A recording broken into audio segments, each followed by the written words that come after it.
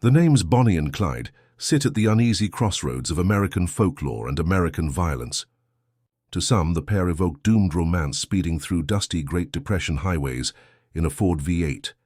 To others, they are a cautionary tale about the costs of glamorizing crime. They were real people. Bonnie Elizabeth Parker, born October 1, 1910, and Clyde Chestnut Barrow, born March 24, 1909, and their story is rooted not in legend, but in hunger, humiliation, and hard choices made harder by an unforgiving era. From 1932 to 1934, they robbed mostly small businesses and filling stations, occasionally banks, and left a trail of injured and dead lawmen across the South and Midwest. Their short, feverish run ended in a thunder of rifle fire on a Louisiana backroad on May 23, 1934. This essay traces their lives from childhood and courtship to the long manhunt, the ambush, and the myth that followed. To understand Bonnie and Clyde, place them in the economic freefall of early 1930s America. Banks failed, bread lines lengthened, local sheriffs, underfunded and overmatched, faced mobile criminals empowered by fast cars and stolen military-grade weapons circulating after World War I and Prohibition. Public resentment toward banks, foreclosures, and distant authorities mixed with curiosity about daring public enemies. Newspapers fighting for sales magnified the appeal. The camera flash turned fugitives into celebrities, and police bulletins into serialized drama. The era's contradictions, sympathy for the desperate, fear of the violent, made it possible for people to pass a loaf to a charming outlaw one day and cheer his capture the next. Clyde Barrow grew up in and around West Dallas, a shantytown sometimes called the Devil's Back Porch. The Barrows were poor, itinerant farm laborers who moved to the city looking for a foothold. Clyde was musical and mechanically inclined. He learned the piano by ear and doted on the Model T's workings. He was also impressionable. Early petty theft, stealing turkeys' cars, began as bravado and quickly hardened into a habit. Bonnie Parker's childhood took a different route to the same neighborhood. Born in Rowena, Texas, she moved to Cement City, West Dallas, after her father died. At 16, she married Roy Thornton, a restless, small-time criminal. The match dissolved almost immediately, but they never divorced, and Bonnie wore his ring until she died. Bonnie wrote verse, including fatalistic poems that would later be printed in newspapers. She loved photographs, makeup, and sparkle, but underneath the playfulness lay iron loyalty and a taste for nerve. Bonnie and Clyde met in January 1930 in West Dallas through mutual friends. Accounts agree on the lightning strike quality of their attraction. Days after, Clyde was arrested for past thefts and sent to prison. Eastham Farm, notorious for hard labor and abuse. Prison transformed him. He suffered repeated assaults. To escape field work, he chopped off 2 toes, a mutilation that left him with a limp and chronic pain. He also committed his first killing there, stabbing an inmate who had attacked him. An older prisoner took the rap. Paroled in early 1932, Clyde emerged with a vow never to be powerless again, and a hatred for Eastham that would shape later decisions. He rejoined Bonnie, and the pair spun together into motion. The Barrow Gang was less a fixed roster than a shifting cast around Clyde. W.D. Jones, a teenager from the neighborhood, Clyde's brother Marvin Buck Barrow and Buck's wife Blanche, and later Raymond Hamilton, Joe Palmer, and Henry Methvin. Their crimes were small and frequent, stick-ups of filling stations, grocery stores, and isolated businesses across Texas, Oklahoma, Missouri, and beyond. Banks featured in the headlines, but most hauls were meager. They lived like nomads, sleeping in tourist cabins and stolen cars, swapping plates and staying ahead of warrants. Their signature tool was speed. Clyde prized the Ford V8 for its power and reliability, once penning a cheeky letter praising Henry Ford's machine. The turning point in their notoriety came not from a bank vault but a suitcase. In April 1933, holed up above a garage in Joplin, Missouri, the gang attracted attention with late-night noise and suspicious comings and goings. Officers moved in. A gunfight erupted. 2 lawmen died. The gang fled, leaving behind weapons, a roll of film, and Bonnie's poems. When the films were developed, America met Bonnie in a playful pose with a pistol and a stogie. Cigar angled, hat cocked, mock menace on her face. The images went everywhere. They were theater. She didn't smoke cigars. But myth doesn't need footnotes. Newspapers titled the act "Gun Moll Glamour," cutting away the blood and grief of the dead policeman and the terror of civilians caught in crossfire. From Joplin on, they were household names, pursued not only by sheriffs and Texas Rangers, but by an audience. By summer 1933, pressure mounted. The gang regrouped at the Red Crown Tourist Court near Platte City, Missouri. Blanche, using her real name, attracted suspicion by ordering too many meals for the men in the garage. Law officers surrounded the cabins. Clyde blasted them out with a Browning automatic rifle, BR, a weapon whose armor-piercing rounds made cover feel like tissue. The escape was costly. Shrapnel and glass wounded Blanche. Buck took a head wound. Days later, at Dexfield Park near Dexter, Iowa, lawmen and armed locals converged. In the battle through underbrush and ravines, Buck was mortally wounded. Blanche was captured. Bonnie and Clyde, burned and bleeding, slipped away with W.D. Jones. The gang's center held barely, but the circle was fraying. Late 1933 brought temporary separations and new companions. W.D. Jones, shaken, drifted off and was later arrested. The law grew bolder and better organized, setting traps using informants and family rendezvous spots. In November 1933, near Sowers, Texas, officers ambushed the couple at a prearranged meeting. Bonnie and Clyde escaped amid gunfire, wounded yet again. By now, every stop for a bandage risked recognition. Every stolen car raised alarm at state lines. They relied on remote dirt roads and sympathetic countryfolk who left meals on porches. But kindness thinned as the shootings accumulated. Clyde never forgot Eastham.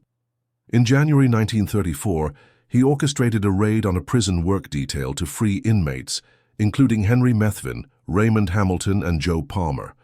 The breakout succeeded, but during the escape, a prison officer, Major Joe Croson, was shot and later died. The killing turned a hot pursuit into a statewide crusade. Political pressure spiked. Texas officials hired former Ranger Captain Frank Hamer to run the outlaws to ground.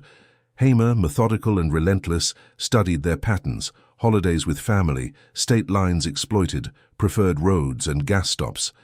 He built a multi-state net with Louisiana and federal cooperation. On April 1, 1934, near Grapevine, Texas, two motorcycle patrolmen, E.B. Wheeler and H.D. Murphy, were killed after approaching the gang's car. Newspaper coverage, some exaggerated, some mistaken, ignited fury, including the false claim that Bonnie laughed as she executed a wounded officer. Whether or not she fired, public opinion turned decisively. On April 6 in Commerce, Oklahoma, Constable Cal Campbell was killed and Police Chief Percy Boyd wounded and kidnapped before being released. Boyd later said Bonnie treated him kindly and that she didn't smoke cigars. Complicating the tabloid caricature, nuances, however, no longer mattered.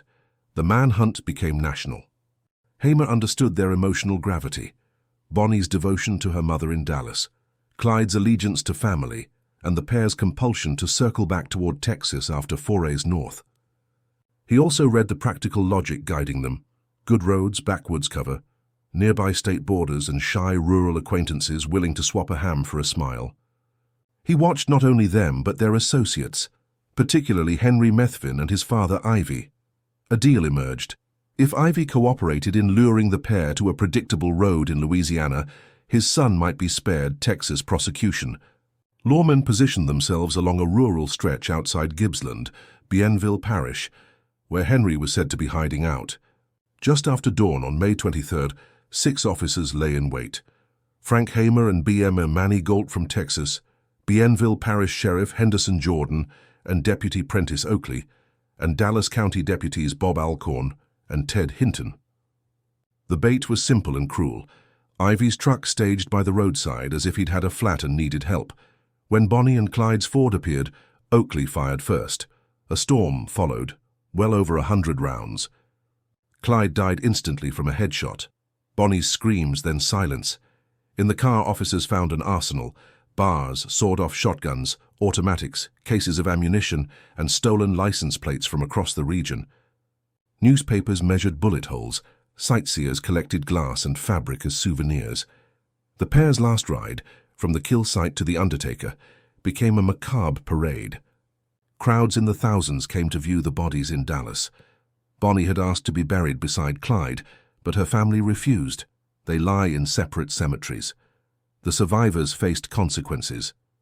Blanche Barrow, captured at Dexfield Park, received a long sentence. She was later paroled and tried to live quietly.